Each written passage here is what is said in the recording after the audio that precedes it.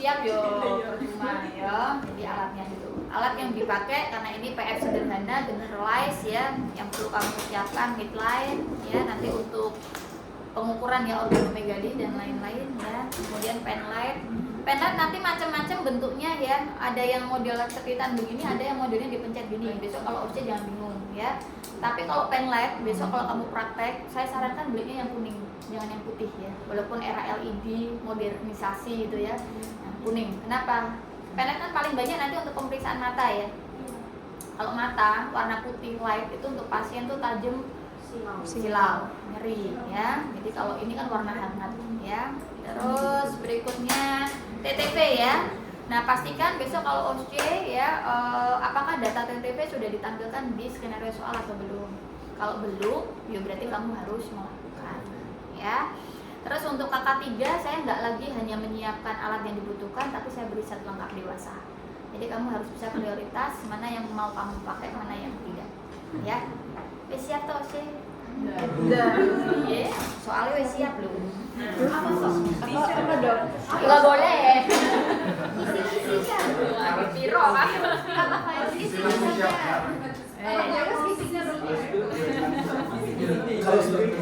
Bisa nanti saya ya. Wes, terus kalau sudah alat, kemudian apa? Persiapan memeriksa.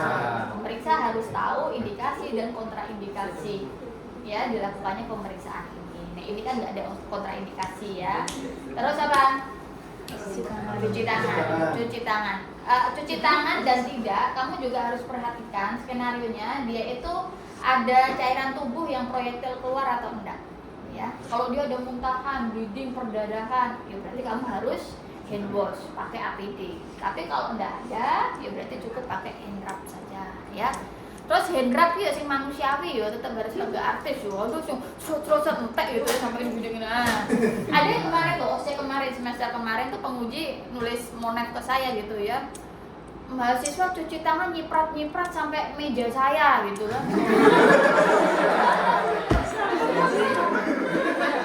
Cuci tangan loh, apa sih dia? Biasanya komplain kan ya. Kan jauh ya. Berarti ya, wah. Ya, ini juga harus yang manusiawi ya. Kamu kan udah diajari toh di kakak Piro ini, kakak 1 toh ya, pakainya ini ya. Nah, secukupnya 2, 3 ya. Terus P 6 langkah ini ya, ini ya. Terus oh gini ya.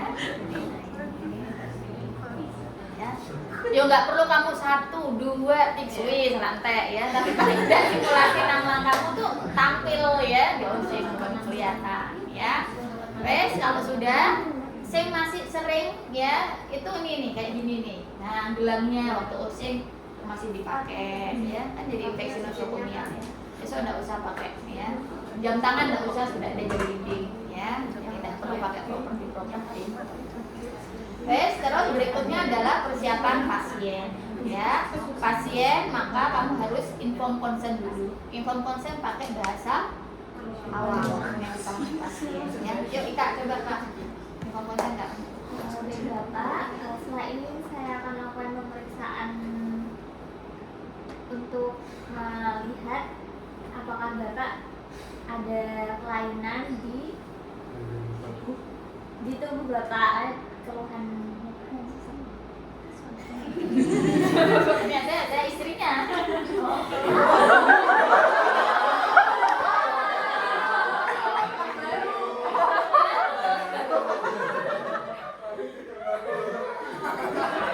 Ini ceritanya kan jadi ngantarkan suaminya gitu.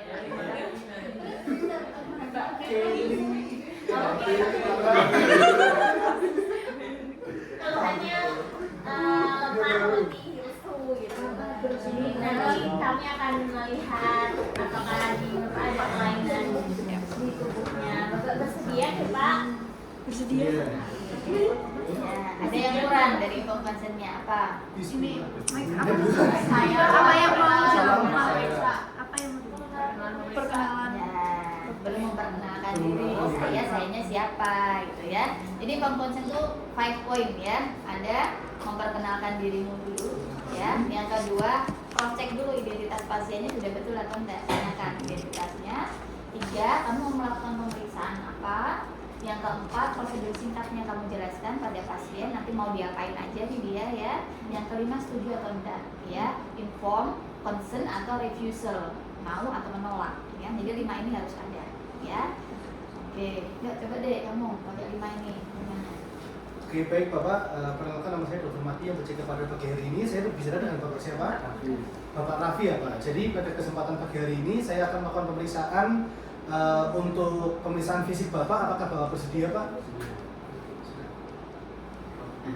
Apa yang iya? Oh iya, jadi untuk prosedurnya nanti Bapak bisa untuk berdiri. Nanti saya akan melakukan pemeriksaan dari ujung rambut Bapak sampai ke ujung kaki.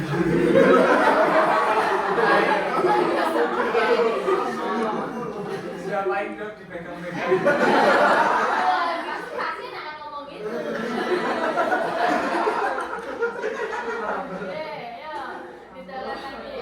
Jadi nanti untuk dari ujung rambut nanti dilihat dari apa ada kerontokan, terus nanti dari bagian dari wajah Bapak dilihat dari mata, terus nanti dicek juga dari bagian bibir, terus nanti dari kelenjar getah bening, terus dari pemeriksaan hepat juga dilihat adanya hepatomegali, terus dari dari pemeriksaan hati, dan nanti untuk dari limfa nanti juga diperiksa untuk ada kebesaran limfa atau tidak. Cukup sekian Pak, apakah ada yang mau ditanyakan? Setuju atau tidak? Setuju Pak? Ya, ya. Nanti pakai bahasa medis ya. Jadi nanti bahasa medis dikurangi ya. Nah, jadi selamat pagi Bapak, perkenalkan saya Dr. Dian ya, yang berjaga pada Poliklinik hari ini. Bapak dengan Bapak siapa? Tanggal lahirnya berapa Pak? Tanggal 10 bulan tahun 10. Oke, jadi nanti sapaan pasien juga kamu perhatikan ya. Lihat usianya. Kalau usianya masih muda ya Mbok panggil Bapak. Maksudnya dia masih kuliah atau SMP, anak SMA, Mbok panggil Pak. Kira-kira gimana? Ilfil nggak dia? Ilfil ya. Terus kalau dia sudah tua 60 tahun terus Mbok panggil kakak gitu ya, neng mall-mall itu kan ya.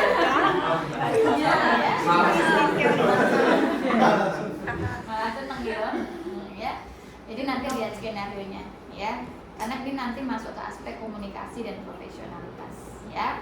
Nah terus kalau sudah ya jelaskan tadi ya Bapak, nanti setelah ini saya akan lakukan pemeriksaan ya pada bagian kepala Bapak, leher ya, kemudian badan dan anggota gerak. Nanti tujuannya untuk mengetahui ada kelainan pada darah Bapak atau tidak ya. Selain kelainan darah juga nanti kita akan cek ya kelenjar limfe dan organ-organ nanti di bagian Bapak ya. Nanti Bapak bisa duduk dulu, kemudian nanti kita juga akan pemeriksaan berbaring. Bapak buka bagian baju yang diperlukan ya. Kalau ada nyeri atau rasa tidak nyaman silakan disampaikan. Bapak setuju dengan pemeriksaan? Enak nggak pemeriksaan? Enak ya. Jelas nggak? Jelas. Empatinya kelihatan nggak? Kelihatan. Ya, bisa ya? Oke. Yuk, boleh nih. Oke baik Bapak, teman-teman. Baik, assalamualaikum warahmatullahi wabarakatuh Pak. Teman-teman masih hormati yang bersedia pada pagi hari ini saya berbicara dengan Bapak siapa? Pak Nabi usianya berapa Pak? 20 tahun. Tempat tinggalnya di mana Pak? Oke baik. Jadi pada kesempatan pagi hari ini saya akan melakukan beberapa prosedur pemeriksaan, Mas. Jadi untuk pemeriksaannya nanti dari ujung rambut Masnya ya, nanti dari dilihat apakah ada kerontokan, terus nanti dari bagian wajah juga nanti dilihat dari mata, hidung, dari mulut, terus nanti dari pemeriksaan untuk melihat adanya pembesaran hati dan limfa. Nanti Bapak bisa bersedia untuk membuka bagian atasnya Pak untuk diperiksa, terus nanti juga pemeriksaan dari kelenjar getah bening. Mungkin itu untuk prosedur pemeriksaannya dari Masnya. Apakah bersedia Mas? Baik, jika bersedia nanti bisa mempersiapkan diri. Mungkin itu aja. Setuju pun enggak? Iya setuju. Tadi bersedia, sudah bersedia. Ya. Terus jangan lupa eye contact dengan pasien. Jadi kalau informan itu aja kamu dipeluk terus gitu ya, nanti pasiennya merasa dipeluk. Ya. Oke, terus baru kita mulai pemeriksaan. Awali dulu dengan Bismillah. Ya. Bismillah aja rak lu mbok selawati itu. Jadi pasiennya biasanya lebih mantap gitu ya, kan tapi jadi penciri kan kamu generasi birrul walidain toh. Nah, pakai bismillah ya.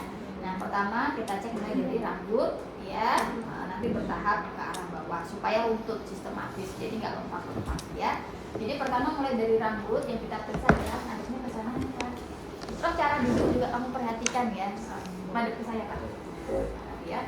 Jadi kalau duduk berhadapan begini ya, itu tidak boleh ngangkang. Ya, tidak etis ya, tetapi Bapak mesti ditutup ini duduknya agak begini. Jadi bersinggungan, bersilangan. Mau pemeriksaan THT, mau pemeriksaan mata, mau pemeriksaan apapun gitu ya, duduknya bersilangan seperti ini. Jarak juga 1 hasta. Ya. Jadi tidak boleh terlalu dekat, kalau misalnya gini nanti dikira genit ya. Terlalu jauh, pasnya di sini dokter di pojok, nanti jadinya ilmu terawang ya. Harus ideal ya, jaraknya 1 hasta. Ya. Jadi mulai rambut ya, sama Bapak ada keluhan kerontokan rambut atau apa ini? Kita cek ya, inspeksi dulu.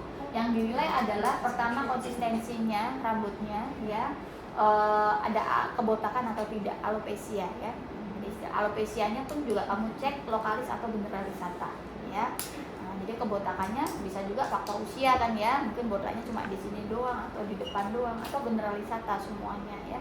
Karena pada kondisi yang alopecia ya, kerontokan rambut itu bisa pada defisiensi besi juga bisa, pada atau ada efek samping dari obat kemoterapi juga bisa ya.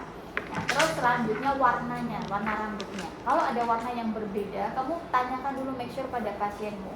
Bapak akhir-akhir ini ada yang menggunakan cat rambut? Enggak pernah. Jangan-jangan pirang rambut jagung, ternyata dia memang cat rambut warna brown ya. Nah, karena kalau defisiensi besi ya biasanya anak-anak terutama warnanya jadi rambut jagung, coklat pirang gitu ya. Nah, kemudian setelah kamu inspeksi ya, kemudian kamu palpasi. Nah, palpasinya dek kamu coba ya, ini mudah rontok enggak? Pada beberapa sisi ya, siapa ya, kerontokannya ada atau enggak ya. Tadi kalau alopecia gampang, dia begini aja dia sudah rontok ya. Manusiawi ya, ojo terus Bu cabut gini ya jangan ya. Jadi cukup dilihat, cek ya ada kerontokan. Terus dari rambut kemudian pada turun ke arah kepala, wajah ya. Kepala juga kamu cek dulu dia ukurannya proporsional atau enggak. Ada makrosefali, ada mikrosefali ya. Kalau dia makrosefali ukurannya dia lebih besar, biasanya pada apa? Pasien apa? Sensirai hidrosipalus ya. Itu kan berarti kelainan hematologik juga ya.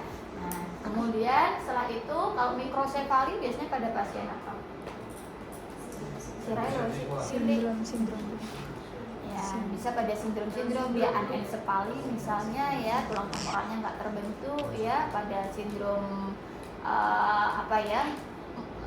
orang-orang yang sindrom Klinefelter nanti baca ya, jadi ukuran badannya dia besar tapi kepalanya relatif jadi kelihatan lebih kecil ya, juga bisa nanti dicek ya sindrom apa saja. Kalau sudah bentuk kepalanya oke ya, kemudian mulai dari ini ya, mata ya, mata kamu cek ya, Bapak bisa lihat lurus ke depan ya, kemudian kamu cek ya kanan dan kiri ya, kemudian palpebranya tadi dicek ada anemis atau tidak ya, ya. Terus kalau pakai penlet jangan gini ya, tapi dari samping, dari lateral ke medial, ini juga dari lateral ke medial ya. Terus kelainan pada mata yang lain apa? Cek juga pelebaran pembuluh darah atau tidak ya, ke arah konjungtivitis atau keratitis ya, infeksi-infeksi nanti yang ada pada mata itu disingkirkan dulu kalau memang tidak ada ya. Terus kemudian dari mata turun ke bukan ke hati. Jadi saya pancing ya. Dari mata turun ke hidung ya. Ya. Kalau hidung ya perlu kamu cek ya, mulai dari bentuk hidungnya patognomik atau enggak. Ada namanya saddle nose. Saddle nose itu dia hidung pelana ya.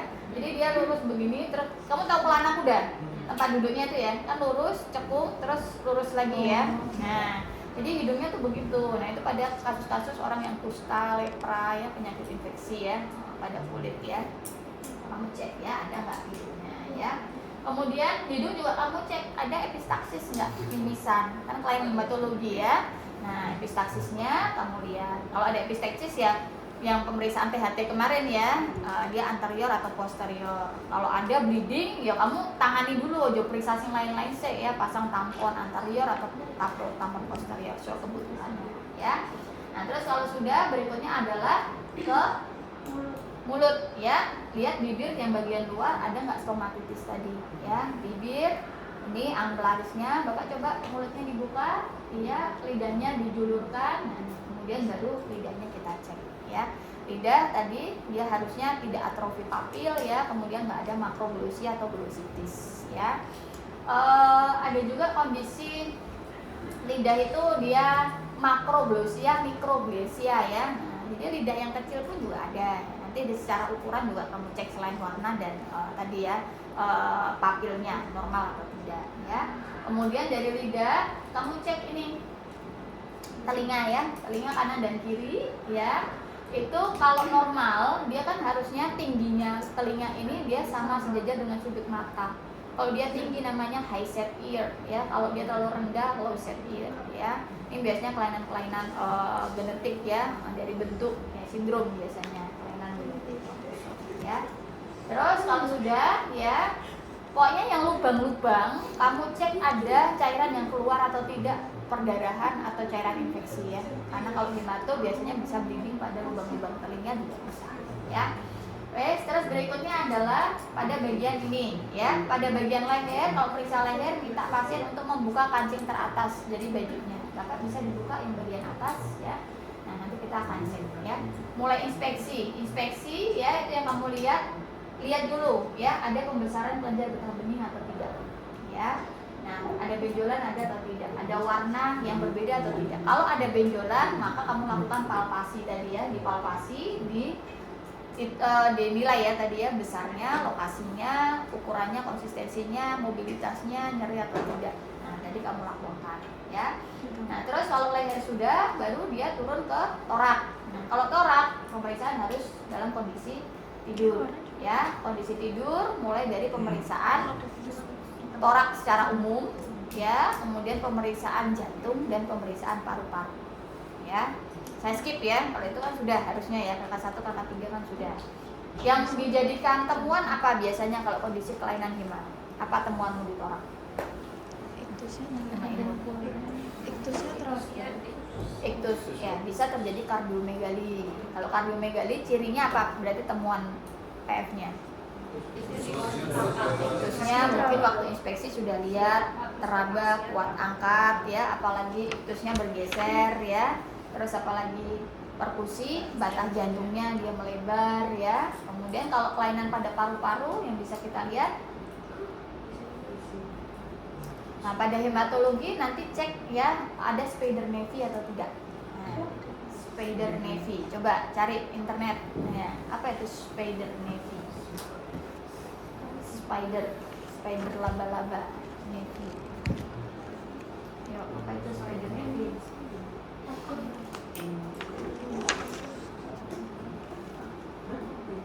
Ada yang udah dapat?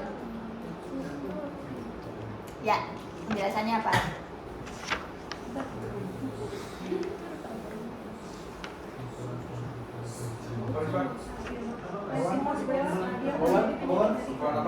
Ya, apa? Lesi vaskular yang menjadi manifestasi penyakit kronis hati. Ya, ini kan kelainan hematologik ya. Nah, jadi kalau ada kondisi tadi sirosis, ada hipertensi portal ya, itu nanti tampilan pada vena-vena di kulit bisa juga menampilkan spider nevi tadi, lesi ya, dia mengalami perlukaan. Ya, tampilannya kayak apa coba diperlihatkan? Deh, lihat. Spider ya, tahu spider ya? Laba-laba ya. Itu ada atau enggak di toraknya kamu lihat ya. Terus termasuk tadi di torak kamu lihat dari UKK-nya warna kulit dada ya. Ada ekimosis enggak, teki ya, purpura tadi ada atau tidak ya, atau tadi lesi leukemia ya, yang spot-spot coklat-coklat tadi itu ada atau tidak ya. Nah kalau sudah baru ke abdomen. Ya, abdomen berarti kamu cek generalisata ya. Silakan coba pemeriksaan. Nah, yang sering lupa kalau OC itu adik-adik lupa untuk meminta pasien menekuk lututnya. Ya, kenapa? Karena kalau ditekuk lututnya, ini otot-otot yang di perut dia relatif lebih rileks, ya. Karena orang kalau dia hepatomegali, splenomegali deh ya. Nah, kalau kamu luruskan, ya, ini otot akan dia defense muskuler, jadi dia akan kepanteng ya. Kalau kepanteng terus kamu raba, kamu palpasi, nanti dia bisa salah interpretasi kayak orang peritonitis. Orang peritonitis dia defense muskuler, ya. Silakan tidur bapak, ya. Bajunya boleh diangkat dulu. Nah, terus kalau bajunya diangkat, ya jangan lupa nanti kalau ada selimut, ya ini selimut bukan untuk bukan untuk aksesoris aja, apa itu?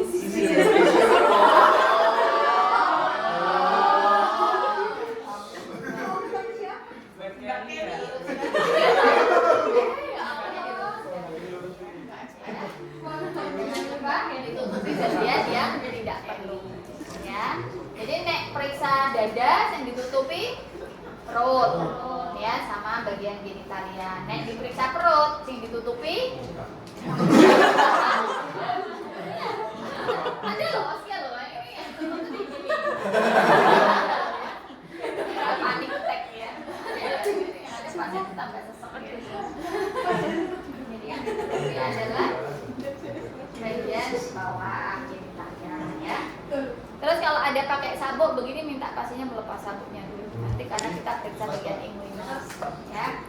Tangannya bisa di samping bapak. Ya. Nah, terus kondisi seperti ini deh, tadi minta lututnya ditekuk, bapak lututnya bisa ditekuk, ya. Relax ya bapak ya. Nanti kalau ada perasaan nyeri, tegang ya, waktu saya pesan jangan disampingkan. Yang sering lupa lagi nih, hangatkan tangan. Ya. Karena kalau kondisi AC 16 tanganmu dingin, kamu pegang begini apa yang terjadi? Defense muskuler namanya, ya. Jadi salah interpretasi, ya. Terus ini generalisata ya, inspeksi, palpasi 4 kuadran, ya, perkusi 4 kuadran. Harusnya dominannya apa? Perut tuh dominannya apa perkusinya? Suaranya Timpani. Ya, baru kamu ke palpasi organ. Nah, kalau palpasi organ, Depa, palpasinya tekniknya ada berapa? 3. Apa? Di manual, baru terus kait. Ya. Jangan lupa tarik nafas, buang nafasnya. Ya. Jadi kalau seperti ini, Bapak tarik nafas panjang, buang nafas. Tarik nafas panjang, buang nafas. Jadi kita masuknya itu pas ekspirasi maksimal. Ya, jadi mengikuti arah gerak ototnya, ya. Kalau pas dia tarik nafas panjang, kamu udah siap-siap nih, ready. Buang nafas, masuk tanganmu, ya. Buang nafas, tarik nafas lagi, ready lagi, buang nafas, ya.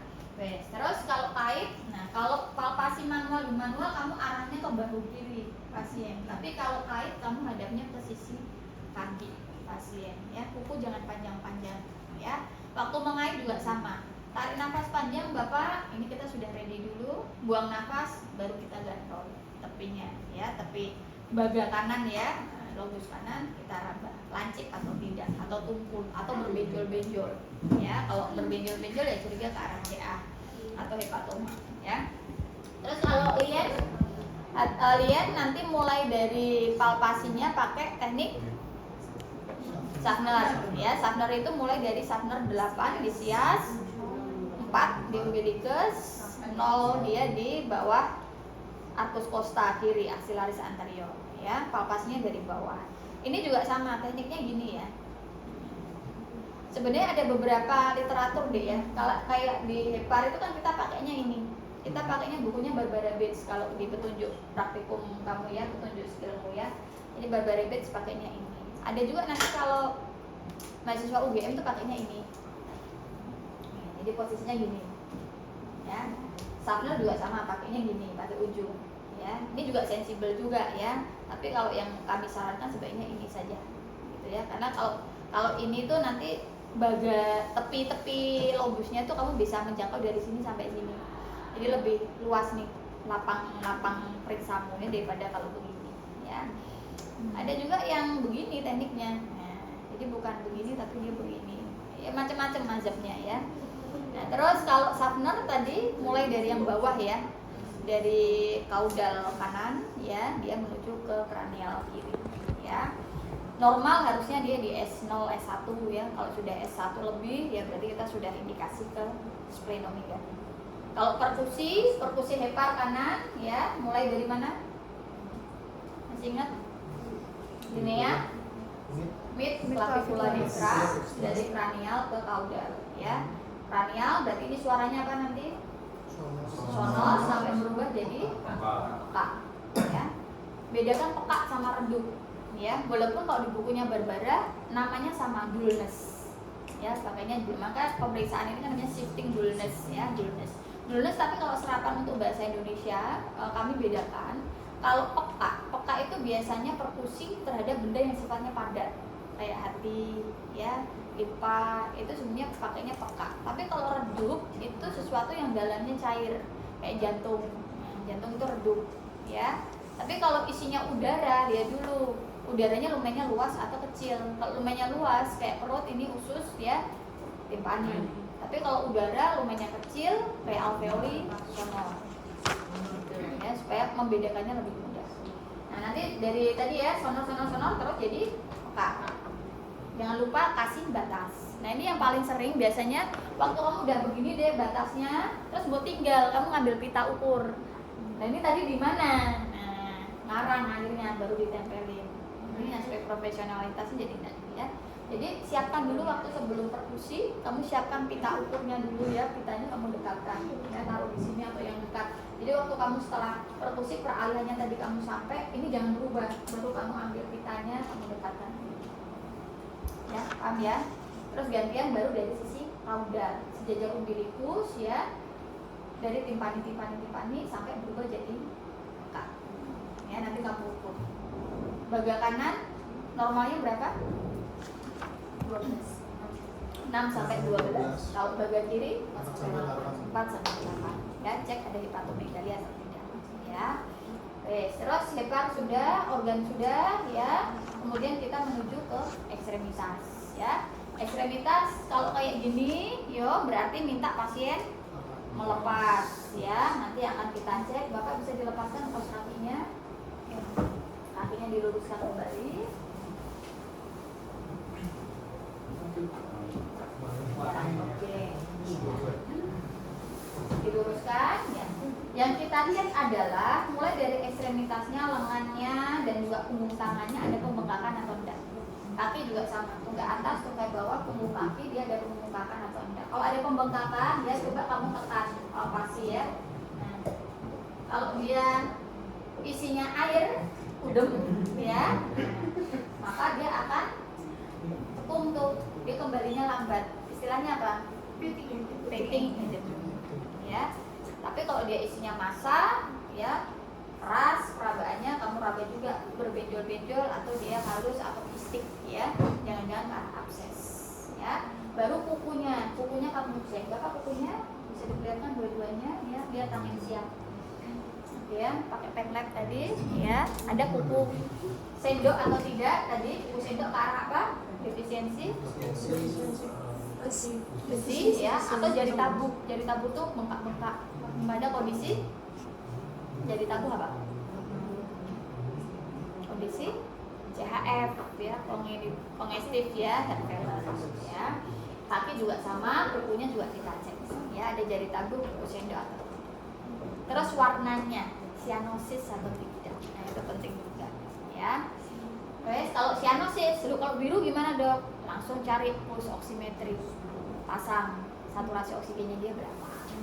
Saturasi oksigen normalnya harusnya 96% ke atas, kurang dari itu kita udah bilang hipoksia ya, maksud ada kegawatan kalau udah cyanosis ya. Terus paham? Terus sekarang minta pasiennya Bapak silakan duduk dulu di kursi, kita cek di pemeriksaan KGB ya.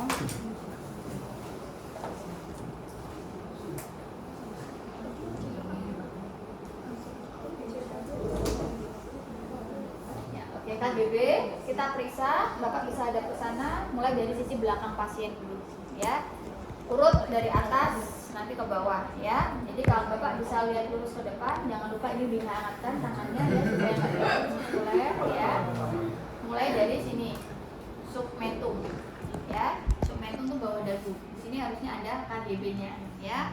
Normalnya ya kalau normal itu tidak teraba ya. Kalau dia teraba itu resiko malah kita curiga ada pembesaran. Submentum ya, kemudian submandibula ke belakang kanan dan kiri ya. Ya, kemudian ke preauricula ya, depan dari telinga di sini ya. Kemudian sisi belakang postauricula, ini juga ada limfo juga ya. Kemudian di sepanjang sternocleidomastoideus di sini ada tanda ya.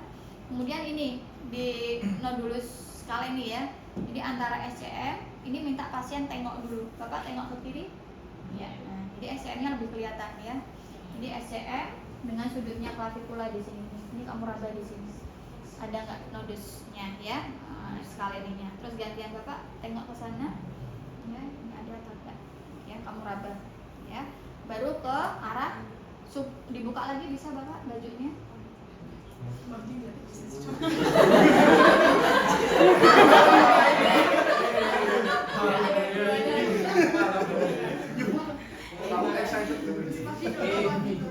Jadi bagian supraklavikula kamu cek ya, kemudian juga bagian infraklavikula juga kamu cek ya.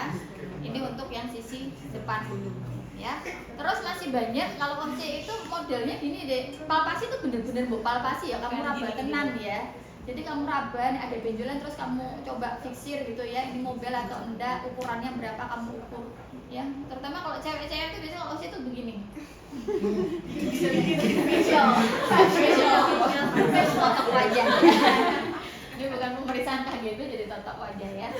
Wes, kalau sudah dari sisi belakang sudah kamu selesaikan, baru sisi depan. Bapak bisa menghadap ke sini Pak. Ya, kalau dari sisi depan ya kita raba bagian sepertiga posterior dari leher. Ini kamu raba di sini ada enggak? Ya, pembesaran KGB. Ya. Terus baru ke aksila. Nah, aksila tadi jangan lupa buka ya. Ininya ya. Keteknya ini ya, aksilanya ya. Terus posisinya Bapak tangannya saya topang dulu ya. Ini ditopang begini ya. Atau boleh ini kalau ditopang begini, tangan satunya kamu raba. Mulai dari aksila anterior sampai ke aksila posterior. Kamu raba ya. Lepas baju dari sisi dalam ketiak ya.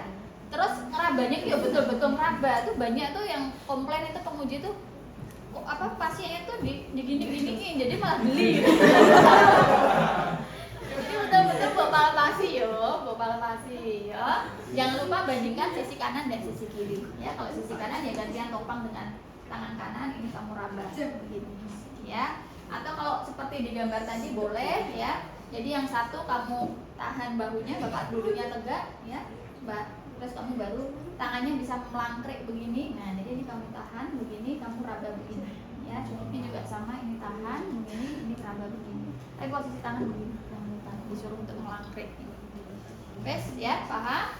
Terus kalau sudah aksila, baru turun ke troklea ya. Ya, kalau troklea ini raba tangannya diangkat begini, difleksikan ya, kemudian kita raba. Ini kan ada apa namanya kondilus ya, lateral ya, di atasnya di sini. Ya, ini banyak apa namanya nodus limfatikus ya, kanan dan kiri ya, yang sini saya. Oke, paham? Yang atas, ekstremitas atas, paham ya? Baru kalau ekstremitas bawah minta pasien untuk tiduran. Ya, tadi inguinal kanan dan kiri kamu raba. Kalau popliteal bisa dengan silakan duduk di sini Pak, kakinya menggantung di pinggir. Nah, terus meriksa ini yo katoke kudune dinaikkan. Jadi jangan diekspos ya kulitnya, jangan tertutup oleh pakaian ya. Nah, kakinya menggantung ya, kemudian kamu raba pada bagian belakang. Ya. Kanan dan kiri kamu cek. Ya. Wes, paham? Paham. Kalau sudah jangan lupa sampaikan hasilnya pada pasien ya. Bapak dari hasil pemeriksaan tadi ya, kami dapat didapatkan ada tanda-tanda Bapak kekurangan zat besi. Nanti kita lanjutkan dengan pemeriksaan lab. Ya, ada yang mau ditanyakan dulu Bapak? Sudah. Tidak ada. Bes, kalau sudah jangan lupa cuci tangan atau hand rub. Ya. Oke, ada yang mau ditanyakan? Pemeriksaan memang? Ada yang mau tanya? Ya? Iya, dilakukan. Dilakukan. Kalau inguinal ya, sebenarnya mau dari lateral ke medial atau medial ke lateral monggo. Yang penting sistematis. Oh, di OSIS juga? Oh, Ngomong aja. ya tetap dilakukan. Harus lepas juga dong. Ini dengan peraga. Harus lepas. Ngarep ya.